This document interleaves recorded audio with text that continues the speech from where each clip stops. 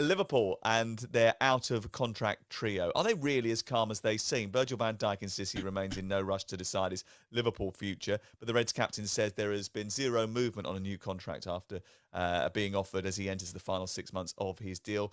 Van Dijk's not the only one. They've got Salah and Trent Alexander-Arnold, who will be allowed to hold talks with other clubs from next week ahead of a potential summer move, and might be a bit of upheaval at Anfield. Van Dijk said this week, there's no deadline at all. I'll see what the future holds. I'll fully focus on Leicester. Interesting, isn't it?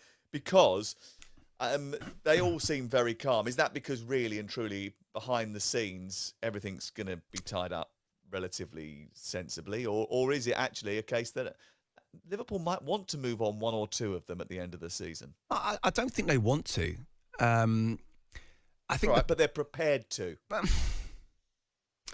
I think when you're coming towards the end of your contract, and you can certainly argue the point. You talk about Richard Hughes. I mean, he's obviously done really well because he picked Arne Slot as well, didn't he? He did. But you come into a club where three of your arguably the three best players are out of contract in 12 months' time. And what do? The power's not with you unless you just give them everything that they want. Now, I personally think Trent's probably gone. I wouldn't be surprised to see him go to Real Madrid. I think with Virgil van Dijk and even Mo Salah, Mo Salah doesn't normally talk to the media, but we've seen him do that a couple of times recently post-match and just sort of, throw out those little seeds of doubt and publicly, but basically saying he wants to stay. But he's coming to the age where I understand where the club might not want to give a 3-year contract on 400-500 grand a week. But he's hitting numbers that have never been done before. He's got double figures in goals and assists before Christmas. That's never been done before. So he's brilliant, and I'm sure that it's nothing to do with this. But there is also a danger of sort of judging him on what's going on now when he is showcasing his talent because he is available for a move or a new contract at the end of the season, and judging him by what's going to happen over the next couple of years. You've got to be a bit careful to get the balance right. Absolutely. The club has to come first. Yeah. Yeah, absolutely. And you only need to look at, and I'm not putting him in the same boat as an Aubameyang or an Ozil once they sign a contract, even a Marcus Rashford, once they sign a contract and suddenly they fall off. But I think Mo Salah has proven in his time that he hasn't got that type of mentality. For me, I think it's a question of both have to compromise here. I do get the fact if Liverpool don't want to offer like a 3-year contract and maybe just a 2-year, but give the right salary. I mean, where does Mo Salah go, Sam? That's my question. If he does leave Liverpool while he's at the peak of his powers, does he really go to Saudi Arabia now? Well, that's why I disagree with you in a sense when you say that all the power is with the player, because I don't think it is. I think the routes out of Liverpool are very difficult, right? Because if you're at Liverpool, there isn't really anywhere else in the Premier League you're going to go. You're not going to go anywhere else in the Premier League. Those three players aren't going to do that, right? There's not a club that could sort of touch them in terms of legacy that are performing right now as well as they are. So anywhere you go in the Premier League is going to be down, arguably, at the moment. Then you think, well, okay, so what about the continent? Where are we going to go next? Well, is it an upgrade for them to go to Bayern Munich? Probably not. Can they afford the wages? Probably not. Are they going to go to somewhere in Italy? Unlikely, not in terms of money. AC Milan and Inter Milan and Juventus don't pay the same sort of money as Liverpool are going to pay, even if you are having reduced terms on your contract. And then you're looking at Spain, okay? So Barcelona are under financial restrictions, and despite the fact that Joan Laporta keeps walking out and saying, everything's fine, they're still on the 50-50 deal, so every pound they get in, they have to put towards £1 towards debt. They have to put 50% of it towards debt. And Real Madrid don't do these huge deals. They sign players on free transfers, and they've just signed Mbappe. They probably will sign Trent Alexander-Arnold. They're not going to sign Van Dijk and Salah as well, are they? No. I mean, so the routes out of Liverpool aren't necessarily easy ones for these players. So maybe they need to readjust their expectations too. But look, the club doesn't have the power. It's the player's decision.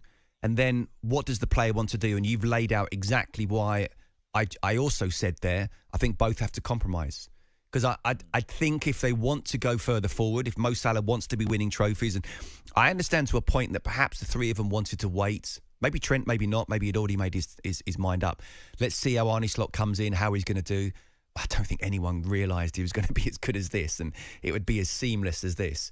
And I don't want to say an upgrade on Jurgen Klopp, but certainly it feels like it's an upgrade from where they were last season and little relationships between players and the manager. Built on what was left, I think. Absolutely. I think Klopp did a brilliant job, by the way, of helping to rebuild that team before he left. Absolutely, and in a way, it's a shame that he didn't sort of stay to see it out, but he clearly felt he'd had enough. But my point is, he's a Premier League icon, and nothing will change. But Slot has come in, and it's been absolutely seamless. So the players will now look and say, right, I've still got a chance of winning trophies with Liverpool. And in fact, they could easily not just win the Premier League, which I think they will, top of the Champions League table at the moment, but that's a cup competition. Anything can happen.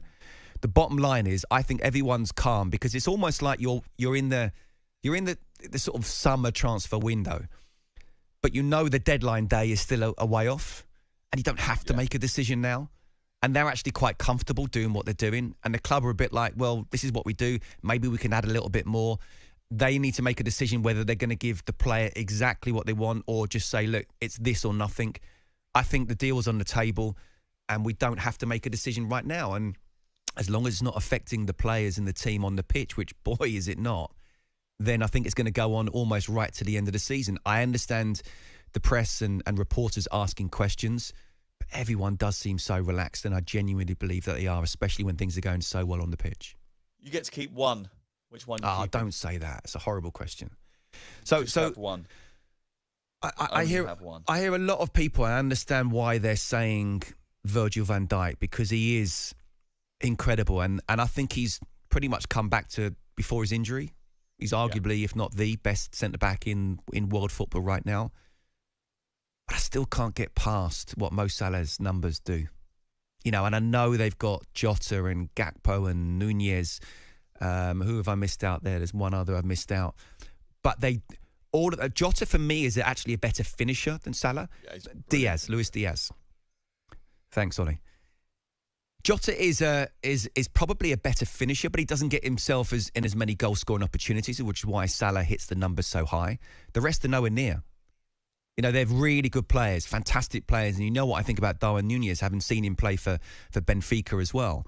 But he's not an out-and-out goal scorer, and there's nothing like someone when you're under pressure, although Liverpool haven't been under pressure that much because their midfield has been bossing it, that suddenly your attacker can find a goal from nowhere. I think both are irreplaceable in a way, so it's a horrible question, but I actually think Liverpool, in terms of winning games, need Salah. Interesting. Yeah, I'd probably go I understand with, I'm probably in the minority. No, I don't think you are. I think most people would go Salah, but I'd probably go Van Dijk because I'm very much of the Antonio Rudiger school. You need more than strikers to protect this house. You need defensive. Attackers win games, defences win titles. I've always thought that, and I think that you need to have a really solid defence, and he certainly gives you a great base from which to build from. And I love Konate, but he gets injured a lot, and I think relying on him over the course of a season would be a bit tricky. Liverpool-Leicester, 8 o'clock live, Premier League football on Boxing Day. It is the final one of our 8 Premier League games that we're bringing you on Boxing Day itself. Adrian Durham goes from the Etihad, where he'll be with me at 12:30, to Anfield. He's doing 2 games in one day, of course he is. Mark Wilson and Troy Deeney will be your commentary team at 8 o'clock on Thursday. Jim White and Simon Jordan. Monday to Friday mornings from 10 on AM, on DAB, via the talkSPORT app and on your smart speaker. talkSPORT.